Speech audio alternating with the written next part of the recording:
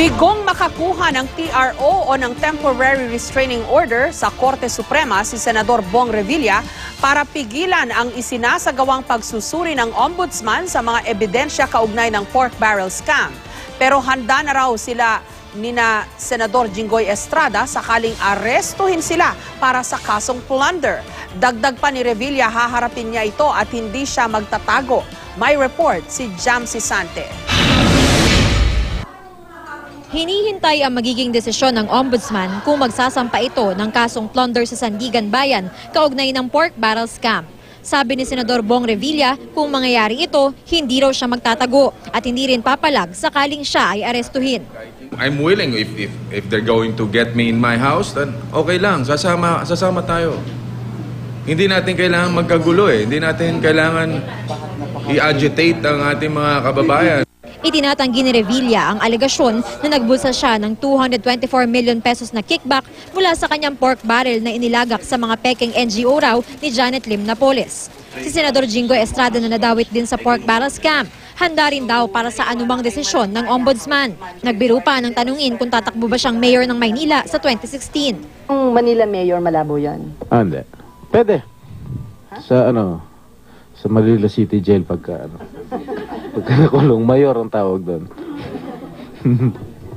Dati nang nakulong si Estrada sa kasong plunder kasama ang ama nito pero napawalang sala.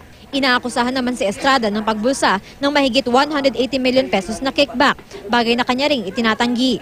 Si Senador Juan Ponce Enrile na inaakusahan naman ng pagbulsa ng 170 million pesos na kickback, tumanggi magbigay ng panayam. Pero dati nang itinanggi ni Enrile ang mga alegasyon at sinabing handa siyang depensahan ng sarili sa korte. Ayon sa isang legal expert, kapag isinampa na ang plunder charge, maaaring maglabas ng warrant of arrest laban sa 3 senador at iba pang akusado kapag may nakitang sapat na basihan. At kahit may pribilehiyo ang mga mambabatas laban sa pagkakaaresto, sinabi ni Agabin na hindi raw ito uubra sa kasong plunder. Ang provision ng Constitution natin yung immunity from arrest during legislative session is good only for offenses punishable by not more than 6 years. Kaya kung more than 6 years yung penalty ng krimen, wala na silang privilege from arrest. Ang kasong plunder ay isang non-bailable offense at may parusang habang buhay na pagkakulong kung mapapatunayan. Hindi rin daw ligtas sa posibleng pagkakulong si Senador Juan Ponce Enrile habang dinidinig ang kaso kahit 70 taong gulang na ito. Kung meron siyang sakit due to old age, pwede siya sigurong humingi ng hospital arrest.